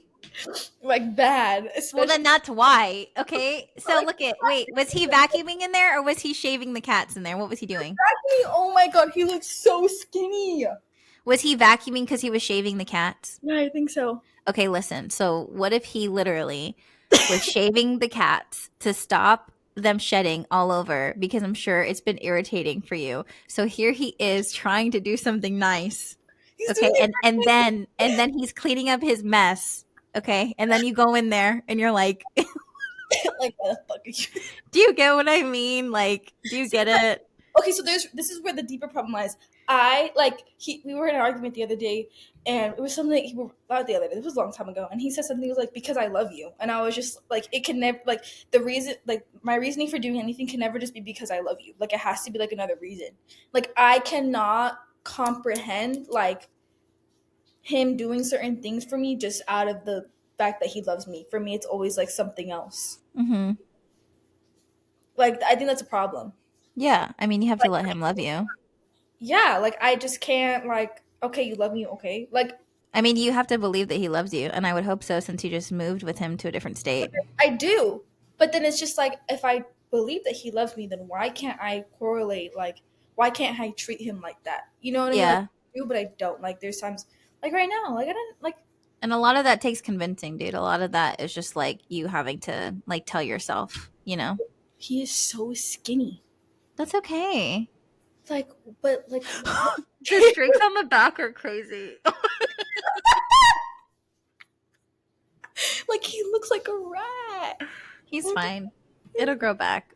Yeah. So Anyways, I need to work on that because you're right. It definitely does have an effect on like how the day goes. I'm just like that's what I mean by like my negative like mind space and like it's just about taking a beat, dude. like It's just about taking a second and like slowing yourself down. yeah There are a lot of times where I get irritated and I literally have to think to myself, I can act one way or I can act another.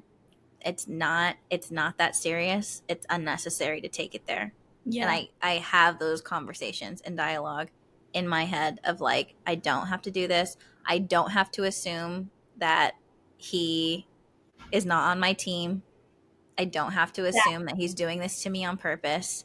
Do not assume that he's doing this. You know what I mean? Yeah. Like those are active thoughts that I have in order to change the direction of how I want something to go. Yeah.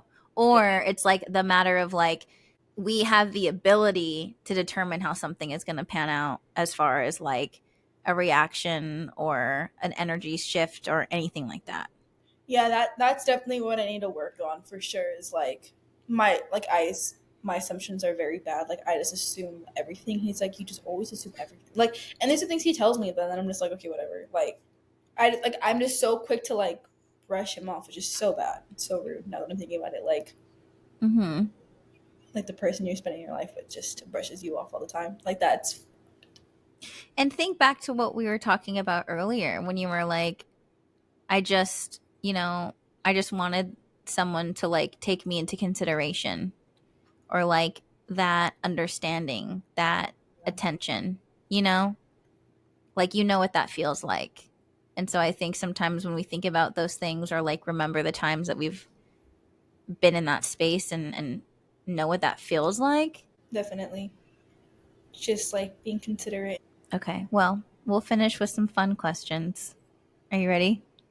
Okay. I don't know if this is rapid. It's not necessarily rapid fire, but I feel like do you have you ever done karaoke? Yeah, once. If you were gonna do karaoke there, and like also I feel like you're gonna do karaoke a lot more now that you live in Vegas. What's gonna be your karaoke song? Probably love Makisha Cole just so I can Crowd pleaser. it just everyone loves it. It's a banger. I know every word. What's a movie everybody loves that you can't stand? I honestly, this kind of sucks for me because I don't really watch a lot of movies. Like name a couple movies for me that people know, and then I'll go Mm, to my head because I can't think of like a movie off the top of my head because I never really watch movies like that. that is such a crazy question to ask someone. Name some movies. What the fuck? There's You so many movies. oh, Napoleon Dynamite. You don't like Napoleon Dynamite? It's a hard watch. That has to be a nostalgia thing. I think because I that came out when I was in middle school. Yeah, I was so Maybe. excited to watch it. I was like, okay, I'm so excited. Like, it's so iconic. Everyone loves it. And then I was just like, You think it's dumb? I don't think it's dumb. It's just like the first season of The Office, but a little worse, Oh, where it's like you gotta sit there and you get like it's a hard watch. Like you're just like, oh. why? Maybe you just had to be there. I don't I know. think it was one of those things where I had to be there. But actually, no, because Emma Chamberlain. Yeah. So she loves Napoleon Dynamite, and she's like my age, if not a couple years older. So I wonder if it was because like it wasn't shown to me as a kid or Or something. maybe you just don't like it, period. You probably, I mean, it's okay that you don't like it. But I feel kind of weird not liking it. I feel like I should, but I just don't. I just never really care. I didn't care for it. What's your comfort movie or comfort show? 50 First Dates is my comfort movie. I Oh, that's a good one. love that movie. Like if I'm sick, if I'm sad, if I whatever 51st Dates is on, love it. I love that. My comfort show would it's changed throughout the years. It was Grey's Anatomy, and then it was New Girl for the longest. That's I'd a rather good one. still say New Girl. Gilmore Girls. Duh. Duh. Duh. Duh. What song do you listen to when you need a good cry? I Love You by Billie Eilish. Oh, That yeah. whole That one's so good. What song do you listen to like when you need to lift up your spirit or that can help you get through something? any SZA song. Literally any SZA song, specifically from his album. Yeah. She's pointing at her control Oh, tattoo on her hand that she has in hand. There's a lot of in lore behind the tattoo if you ever want to hear that. for SZA. Is there any artist or song that that you think people should know about? I feel like she's definitely getting her moment now, but Faye Webster was gorgeous. Hmm. Gorgeous voice. Do you have a non-conventional hack you could share? It could be like about life or a beauty hack. The example I always give is blow drying my lashes, like mom. Oh, I feel like you would have some good ones with like all the stuff you do for like skincare or like I don't know, you're a little scammer. You're always getting free shit. I am always getting free shit. Oh, okay. I've seen this one on TikTok and I've done it before. You make other people accounts for Sephora who may not have an account or Ulta. like your boyfriend who will never use it, and you put their birthday or a date closer, and you get your free gifts and you try out those products without having to buy them. That's smart. Yeah, it's a little That's so scam. smart. I could totally make You can an make both. account. You can make yourself an account and your own account. Put your actual birthday and put Gerald's birthday like next week, and then Yeah. that day, or sometimes they have it earlier, and then you just go and get your free gift. But I do it when I know it's a good gift because I release what their birthday gifts are going to be in the beginning of the year. Is there anything that you want to share? Anything else you want to say to the people? Do you want to plug your skincare Instagram? I would, but there's really nothing on there, so it'd kind of be like a little disappointment on there. But Okay, well maybe share it. Maybe share it now, as in like it's going to be popping soon. oh yeah, guys, follow my skincare page, Skin Like Butter, two N's. Now you get the pun, skin like butter, skin like butter, yeah. Or I'm kind of like an aspiring TikToker, low key. So you guys can follow me on You can TikTok, plug your TikTok. Makayla.Lilia, two A's. Thank you for doing this with me. It was really cool just because I learned a lot about you. And I appreciate you sharing and opening up in the way that you did. And I'm just so incredibly proud of you because it's really, really hard to leave home ever. Like for anyone, it's hard to leave home. It's hard to move out of your family home, period, whether you stay in the area or not, and to go to an entirely new place that you don't have any connections in, you don't know anybody, and you're willing to start new just because you want to see what you're capable of is something that a lot of people spend their entire lives wondering if they can even do it. And you've done so much in such little time. And so I really hope, like you mentioned earlier, I hope that you genuinely give yourself some time and some space and grace to acknowledge everything that you've done, because what you have done so far and what you're currently doing is really, really hard for anyone at any age. And I really hope that you allow yourself to enjoy that. And I'm so excited for you. I'm so excited for you to experience new things and find your spots and meet people and make friends and just kind of right now decide how you want your life to look like. It's a scary place to be, but it's a really, really fun place to be. And I'm Yeah. excited for you. Thank you. Thanks for having me. I was so touched when you said you want to be on your podcast. I was like, me? Little old me? Oh my god. But I had so much fun. And hopefully you'll have me again. Yeah. I we should do that. We'll do like a 6 month check-in. 6 months is crazy. Like only twice a year.